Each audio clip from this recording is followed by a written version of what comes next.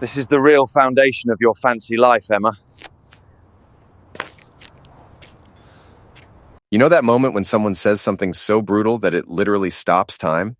That happened to me during my divorce hearing when my ex-wife Emma looked straight at the judge and said, "He's basically a pack mule, good for carrying heavy loads, but completely worthless in the long run." The whole courtroom actually laughed. I sat there feeling the heat rising in my neck, spreading to my ears and settling somewhere in my chest like a lit furnace. My fists clenched under the table, my nails digging into my palms, but I didn't flinch. She wanted a reaction, and I wasn't about to give it to her. But let me back up and tell you how I got to that moment, sitting in a courtroom watching the woman I'd loved for 6 years tear me apart for entertainment. This story isn't just about a divorce. It's about how someone can systematically destroy your self-worth for years, and what happens when you finally decide to fight back. Emma and I met at a networking event downtown 5 years ago. She had this magnetic energy that drew everyone in, confident, elegant, with a laugh that made you want to stick around just to hear it again. She walked into a room and everyone noticed. When she said yes to my awkward dinner invitation, I honestly thought I'd won the lottery. Here was this sophisticated, beautiful woman who somehow saw something in me worth dating. The first year of marriage was everything I dreamed of. At least, that's what I told myself. We traveled to Europe for our honeymoon, went to fancy restaurants every weekend, and she posted these picture-perfect photos of our life together on Instagram. Emma wanted a life that looked good on social media, while I wanted a life that actually felt good when nobody was watching. But I didn't see the difference then. I thought I could give her everything she wanted if I just worked hard enough. So I worked. Boy, did I work. Early mornings at the construction site, late nights doing freelance accounting, weekends picking up odd jobs. I poured every ounce of energy I had into providing for her lifestyle. When Emma decided she wanted the downtown loft instead of the suburban house I'd suggested, I found a way to make it happen even though it cost twice what we could reasonably afford. When she decided her marketing job was stifling her creativity and wanted to quit to pursue her passions, I supported her without question. Those passions changed monthly. Photography equipment that cost $3,000 and got used twice. A jewelry-making workshop that required expensive tools and materials. Yoga instructor certification that she abandoned after 2 months. Life coaching courses that promised she'd make 6 figures helping people find their purpose. Each new dream required expensive equipment, courses, or certifications that somehow always came out of my paycheck while she treated it like monopoly money. I worked 2 jobs for over a year trying to keep up with Emma's ever-expanding definition of what we needed. I'd leave for the construction site at 5 a.m., work until 3 p.m., then drive straight to my accounting clients' offices and work until 10 p.m. I skipped dinners with friends because I was always working or too exhausted to socialize. I drove a beat-up truck while Emma got the new sedan because image matters in her industry. I wore the same 3 suits on rotation for 2 years because Emma needed new designer clothes for her networking events. When Emma decided our loft needed a complete renovation because her Instagram followers weren't impressed with our current decor, I worked Christmas Day and New Year's Eve to afford it. When she announced we needed a vacation in Tuscany because her friend posted photos there and it looked amazing, I picked up weekend demolition work for 4 months straight. Every sacrifice I made, Emma treated as the baseline expectation rather than a loving gesture. Here's the thing I didn't realize until much later. Emma never saw me as her partner. To her, I was a stepping stone, a reliable income source who happened to share her bed. She didn't see the sacrifices I made, the sleep I lost, the social life I gave up. All she saw were the results, the loft, the clothes, the vacations, the lifestyle she felt entitled to because she was beautiful and deserved nice things. The distance between us started subtly. She'd come home from work later and later without explanation, claiming her marketing agency required more client dinners and networking events. Weekend plans with her girlfriends became more frequent. Spa weekends, wine country trips, shopping excursions to San Francisco that somehow always cost more than we'd budgeted. When I'd ask about her day over dinner, she'd roll her eyes like I was bothering her with mundane questions. Our conversations, which used to flow naturally about everything from politics to our dreams for the future, became stilted and transactional. Emma would update me on her schedule, ask about my work income, or request money for something she'd already bought. The woman who used to laugh at my terrible jokes now looked at me like I was an annoying roommate she was stuck with. But I made excuses. She was stressed about finding her career path, She needed space to explore her identity. She was growing as a person, and I should be supportive of her journey. I convinced myself that if I just worked harder, made more money, and gave her more freedom, she'd remember why she fell in love with me in the first place. Our third anniversary should have been my wake-up call, but instead it became another opportunity for me to blame myself.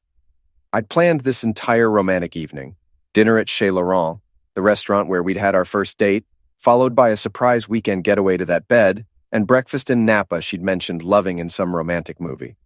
I'd saved for 3 months, worked extra shifts, and coordinated with her assistant to make sure her schedule was clear. When I told her about the plans, her face just fell. Not disappointed, not grateful, just flat out annoyed that I'd interrupted her scrolling through Instagram with my amateur romantic gesture. "That's it?" she said, not even trying to hide her disgust. "That's what you planned for our anniversary? Dinner and some random bed and breakfast?" I felt like I'd been slapped. Here I was, having spent weeks organizing what I thought was a thoughtful, romantic celebration of our love, and she was acting like I'd suggested we go to McDonald's and sleep in my truck. I forced a laugh and said something about trying harder next year because that's what I always did. Made excuses for her cruelty and promised to do better next time. "Maybe next year you'll actually put some effort in," she said, not even looking up from her phone. "Sarah's husband took her to Paris for their anniversary. That's what romance looks like." I should have walked away that night. I should have realized that no amount of effort would ever be enough for someone who saw my love as inadequate by default. Instead, I started planning how I could afford to take her to Paris the following year. The gaslighting was subtle but constant. When I expressed concern about our growing credit card debt, she'd accuse me of being controlling about money and stifling her personal growth. When I asked why she was working late so often, she'd say I was being paranoid and insecure, that successful women have demanding careers.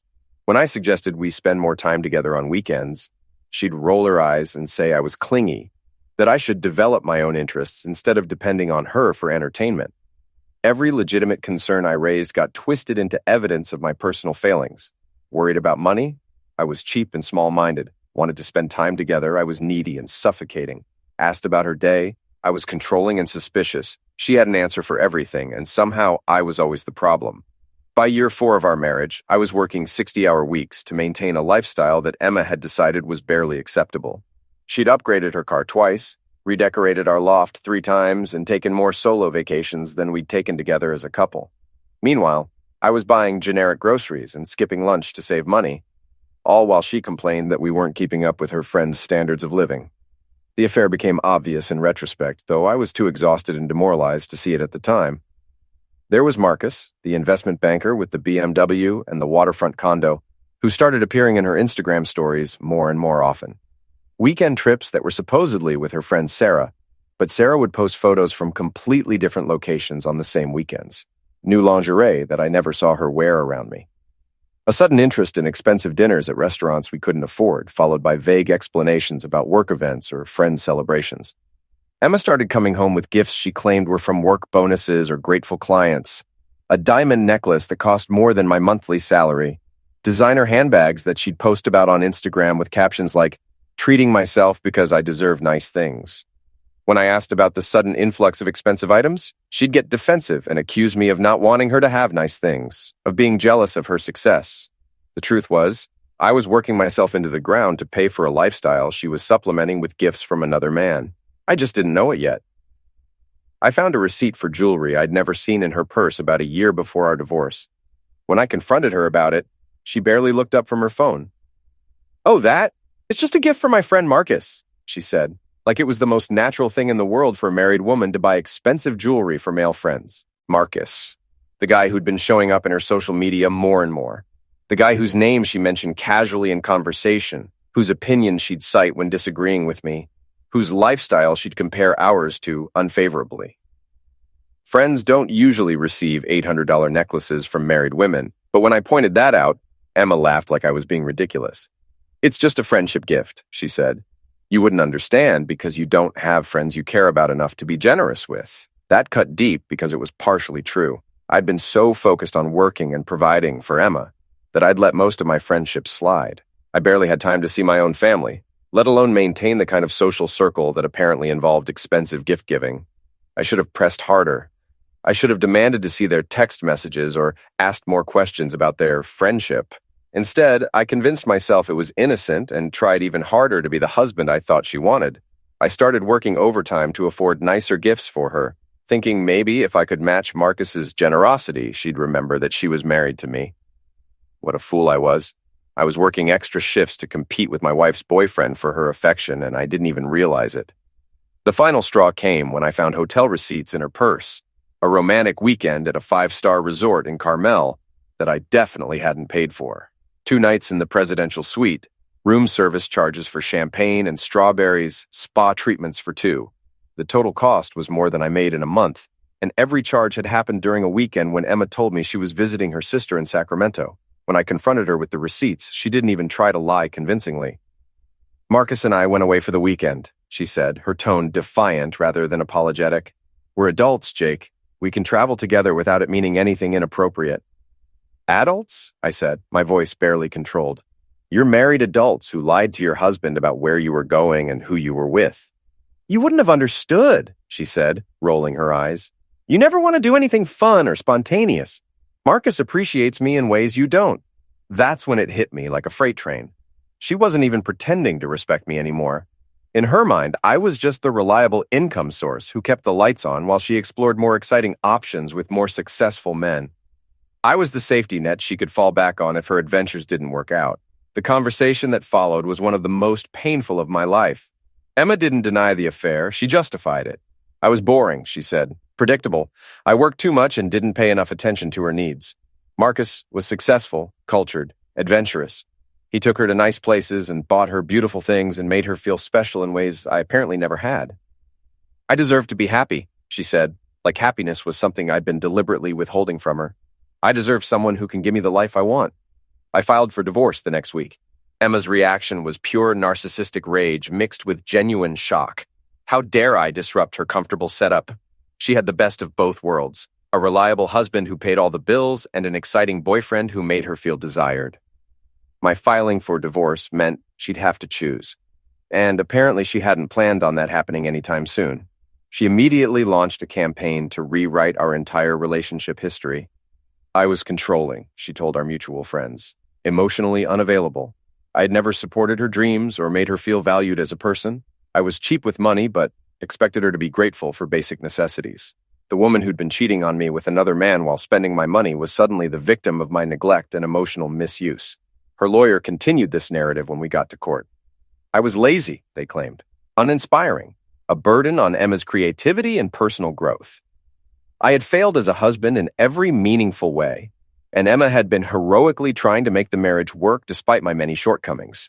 The pack mule comment was supposed to be the knockout punch, a vivid, humiliating metaphor that would make the judge see me as the worthless deadweight Emma had been carrying all these years.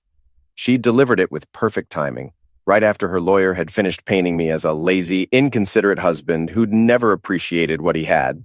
"Your Honor," Emma said, leaning forward with what looked like genuine emotion, "living with Jake was like being married to a pack mule. He's good for carrying heavy loads and doing manual labor, but he has no vision, no ambition, no understanding of what it takes to build a real life together. I spent 6 years trying to inspire him to be better, to want more for us, but he was content to just exist. It was exhausting." The courtroom ate it up. Her lawyer nodded approvingly. The judge looked thoughtful, like he was considering this poetic description of our failed marriage. People in the gallery, strangers who'd come to watch divorce proceedings for entertainment, actually chuckled appreciatively at her clever turn of phrase. I sat there listening to this character assassination, feeling my anger build like a pressure cooker.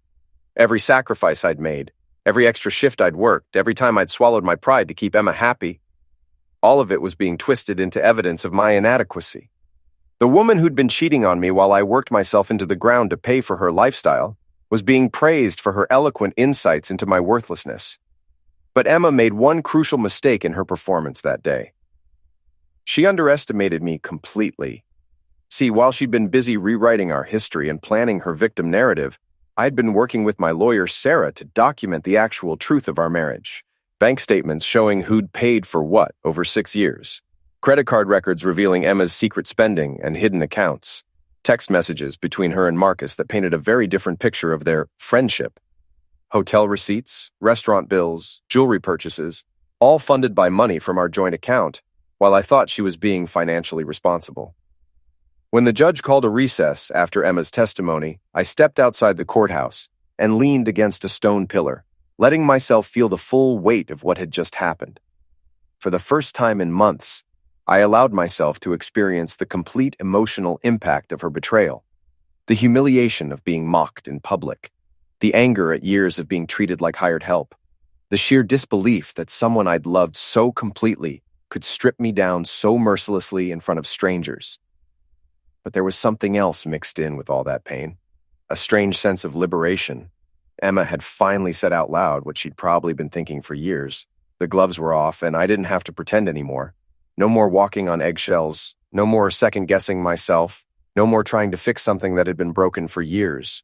I straightened up, looked at my reflection in a nearby courthouse window, and realized something important. I didn't see a pack mule looking back at me. I saw someone who was tired but still standing, someone who had carried enormous weight without faltering, who had more strength and integrity than Emma had ever given him credit for.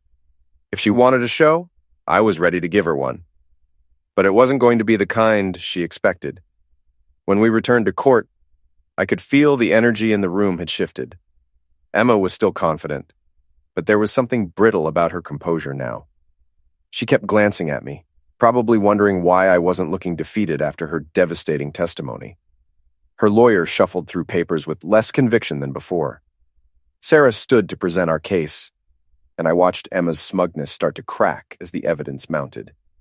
"Your Honor," Sarah began, her voice calm but with an edge of steel. "The plaintiff has painted a picture of Mr. Jake as a failed husband who contributed little to this marriage. The documented evidence tells a very different story. The first bombshell was our bank records going back 6 years. Sarah had them organized chronologically, highlighted and annotated to show exactly where every dollar had come from and where it had gone. The pattern was devastating. I had paid 93% of our household expenses, while Emma had been systematically moving money from our joint account into a private account I had known nothing about. Mr. Jake worked an average of 60 hours per week during this marriage," Sarah continued, "including taking on additional weekend and evening work to fund Mrs. Emma's various career changes and lifestyle preferences. During this same period, Mrs. Emma contributed an average of 12% of their household income, while spending 40% more than she earned." Emma's face was starting to lose color as Sarah laid out the financial reality of our marriage. Her lawyer objected weakly, claiming the financial details weren't relevant to the emotional aspects of our divorce, but the judge overruled them immediately. The second bombshell was Emma's secret spending. Sarah presented credit card statements and bank records showing that Emma had been making large purchases and cash withdrawals that she'd hidden from me. Designer clothes charged to cards I didn't know existed, cash withdrawals that coincided with her weekend trips with Marcus, even a separate apartment lease in her name only, funded by money from our joint account, that she'd been using as a private space for her affair. Mrs. Emma didn't just hide her relationship with Mr. Marcus from her husband, Sarah said. She used their joint marital funds to finance this relationship, including paying for romantic getaways, expensive gifts, and even furnishing a separate apartment where she could conduct her affair in privacy. The courtroom was dead silent now. Emma looked like she wanted to disappear into the floor. Even her lawyer looked shocked. Apparently, she hadn't shared all these details with her legal team. But Sarah wasn't done. The third bombshell was the text messages and emails between Emma and Marcus that I'd recovered from our shared computer. They weren't just evidence of infidelity. They were evidence of a calculated plan to use me financially while building a new life with someone else. These communications show that Mrs. Emma and Mr. Marcus discussed their relationship extensively, including their plans for a future together, Sarah said, handing copies to the judge. They also discussed Mr. Jake in terms that I think the court will find revealing about Mrs. Emma's true feelings toward her husband. Sarah began reading selected messages aloud, Emma calling me the ATM in texts to Marcus, jokes about how easy it was to get money from me for her girls' weekends that were actually romantic trips with her boyfriend, plans for how she would leave me once Marcus was ready to commit, including discussions about taking half our assets despite having contributed almost nothing to them. One text message was particularly damning. Jake is so pathetic. He works all these extra shifts to pay for things he thinks are making me happy, and he has no idea he's funding our relationship. It's actually kind of hilarious how clueless he is." The judge's expression grew darker with each message Sarah read. Emma sat frozen in her chair, her confident mask completely shattered. When Sarah finished presenting the evidence, the judge looked directly at me. "Mr. Jake," he said, "you've been accused of being inadequate as a husband and failing to contribute meaningfully to this marriage. Would you like to respond to these allegations?" My heart was pounding, but my voice came out steady and clear. This was the moment I'd been waiting for, my chance to tell the truth after listening to Emma's lies.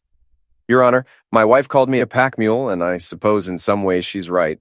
I have been carrying heavy loads, our mortgage, her credit card debt, her career changes, her lies, and ultimately her betrayal of our marriage vows." I stood up from my chair and walked to the center of the courtroom. But pack mules are valuable precisely because they're reliable, strong, and they don't abandon their responsibilities when the path gets difficult. They carry what needs to be carried, even when the load is heavy and the journey is long.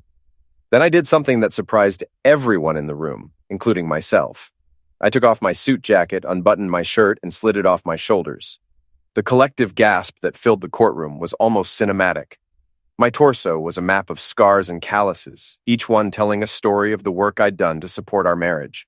Years of construction work had left marks across my chest and shoulders, burns on my arms from welding jobs I'd taken to pay for Emma's renovations, calluses on my hands that had never fully healed because I'd never had time to let them. "This," I said, gesturing to my scarred chest and shoulders, "is what being a pack mule looks like. While my wife was posting Instagram photos of our lifestyle, I was working 16-hour days in all weather to maintain it. While she was having romantic dinners with her boyfriend, I was skipping meals to save money for her next passion project. And while she was planning her future with another man, I was still trying to build one with her." The room was absolutely silent. You could hear the air conditioning humming, the clock ticking, the sound of people holding their breath. Emma looked like she might be sick. These scars represent every extra shift I worked when she decided she needed a new car. Every weekend I gave up when she wanted to redecorate our home again. Every vacation I couldn't take because she'd already spent our savings on something else. I didn't get these marks from being lazy or worthless. I got them from loving someone who saw my sacrifice as an obligation rather than a gift. I turned to face Emma directly, locking eyes with her for the first time since her testimony. "My wife says I have no vision, no ambition, no understanding of what it takes to build a real life together. But I built our entire life, Your Honor. Every piece of furniture, every bill payment, every luxury she enjoyed. I made it possible. The only thing I couldn't build was her respect, and that's because you can't earn something from someone who's fundamentally incapable of giving it." I buttoned my shirt back up and returned to my seat. Emma was staring at the table in front of her, her hands clenched in her lap. Sarah stood back up, energized by the momentum of the moment. "Your Honor, the evidence shows that Mr. Jake didn't fail as a husband. He succeeded so completely that Mrs. Emma was able to live a double life, funded entirely by his labor, while planning to abandon him for a wealthier man. She calls him worthless, but her actions prove she found him extremely valuable as a source of income, stability, and convenience while she pursued other options. Emma's lawyer tried to recover, offering weak rebuttals and objections, but it was clear they were fighting a losing battle. The evidence was overwhelming, and the judge wasn't buying their attempts to minimize Emma's behavior or shift blame back to me. "Mrs. Emma," the judge said, his tone stern, "your testimony painted your husband as a failure, but the evidence suggests a very different story. The financial records show that he carried the vast majority of your household's financial burden while you were secretly spending marital funds on an extramarital relationship. Your characterization of him as worthless appears to be not just inaccurate, but deliberately misleading." Emma opened her mouth as if to speak, but no words came out. For once in our entire relationship, she had nothing to say. The judge announced that he would review all the evidence overnight and deliver his decision the next morning. As we gathered our things to leave, Emma finally found her voice. "Jake," she said quietly as I walked past her table, "can we talk, just for a minute?" I stopped and looked at her, really looked at her. The woman who had mocked me, betrayed me, stolen from me, and tried to humiliate me in front of a room full of strangers was asking for a conversation. Her confident mask was completely gone, replaced by something that looked almost like fear. What could we possibly have to talk about, Emma? She started, then stopped. I think maybe I said some things I didn't mean. This got out of hand. Out of hand? I said, keeping my voice calm. You called me worthless in front of a judge and a room full of people. You stole money from our joint account to fund your affair. You've been lying to me for over a year while planning to leave me for another man. Which part of that got out of hand accidentally? She didn't have an answer for that. The only thing that got out of hand, Emma, is that you finally got caught. Everything else was exactly what you intended. I walked away and didn't look back. That night, I sat in my apartment, our apartment technically, until the judge made his ruling, and tried to process everything that had happened. For the first time in years, I felt something I'd almost forgotten. Pride in myself. Not arrogance or superiority, just simple pride in having stood up for myself and told the truth when it mattered most. The next morning, the courtroom was packed. Word had apparently gotten around about yesterday's dramatic testimony, and people were curious to see how the story would end. Emma sat at her table looking pale and nervous. Her lawyer shuffled papers without much conviction. When the judge entered, the room fell silent immediately. After reviewing all the evidence presented in this case, he began, this court finds that the dissolution of this marriage was caused primarily by Mrs. Emma's misconduct, including financial deception, adultery, and the systematic misrepresentation of her husband's contributions to their shared life. Emma's face went white. The evidence shows that Mr. Jake fulfilled his responsibilities as a husband admirably, working extensive hours to provide for their household, while Mrs. Emma pursued personal interests funded by his labor. Her characterization of him as inadequate or worthless is contradicted by documentary evidence and appears to have been a calculated attempt to obscure her own significant wrongdoing. The judge outlined the financial settlement. Emma would have to return all money she'd taken from our joint accounts. I would keep the loft and our shared assets, and she would be responsible for her own legal fees. The pack mule she'd tried to humiliate was walking away with almost everything we'd built together. Furthermore, the judge continued, Mrs. Emma's conduct during these proceedings, particularly her attempt to publicly demean her husband while concealing her own misconduct, reflects poorly on her credibility and character. This court hopes she will use this experience to reflect on the consequences of treating marriage vows as optional. As we left the courtroom, Emma tried once more to approach me. Her voice was small, defeated, nothing like the confident woman who destroyed me just 24 hours earlier. Jake, please, can't we work something out? I made mistakes, but we had something good once. I looked at this woman who had spent years making me feel worthless, who had mocked me in front of strangers, who had stolen from our joint account to fund her affair, and I felt something I hadn't expected, complete indifference. Not anger, not sadness, not desire for revenge, just nothing. Emma, I said calmly, the only good thing we had was my willingness to keep trying when you'd already given up. But I'm done trying now. I hope you figure out how to be happy without someone else paying for it. I walked away and never looked back.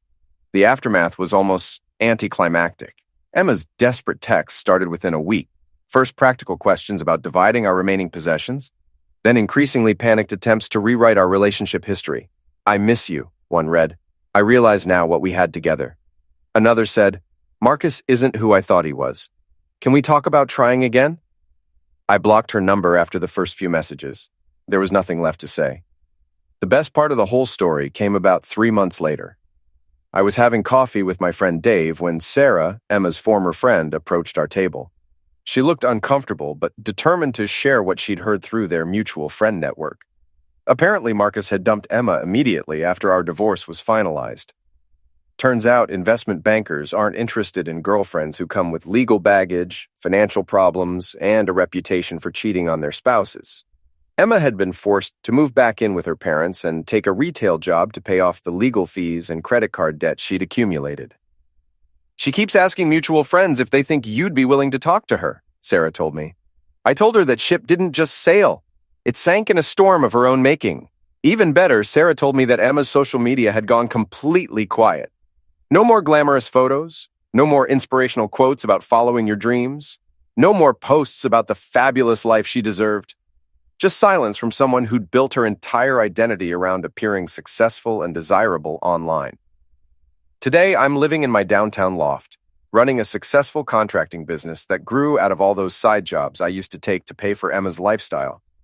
I'm dating an incredible woman named Lisa, who actually appreciates what I bring to the relationship and contributes equally to what we're building together. We split expenses fairly, support each other's goals genuinely, and somehow manage to have fun without requiring a six-figure budget. Emma still tries to contact me occasionally from new phone numbers or through social media, asking if we can work things out or talk about what went wrong. I never respond. Some bridges deserve to stay burned, and I learned that the hard way. The whole experience taught me something valuable about self-worth and the importance of not letting anyone convince you otherwise. Emma spent years making me believe I was lucky to have her, that I wasn't good enough, that I should be grateful for whatever scraps of affection she threw my way. The truth is, she was the lucky one, and she threw it all away for a guy who dumped her the moment she became inconvenient. If you're reading this and going through something similar, here's what I learned. Document everything, know your worth, and never let anyone convince you that your efforts don't matter. The right person will appreciate what you bring to the table, not treat you like hired help who should be grateful for the opportunity to serve them. Sometimes the best revenge isn't planning some elaborate scheme to get back at someone who wronged you. Sometimes it's simply refusing to carry someone who sees you as nothing more than a pack animal and letting them discover what life looks like when they have to carry their own weight for a change. In Emma's case, that weight was apparently too much for her to handle alone. And me? I'm stronger than I've ever been, financially secure, emotionally healthy, and genuinely happy for the first time in years. Turns out that's what freedom feels like when you stop trying to earn love from someone who is never capable of giving it in the first place.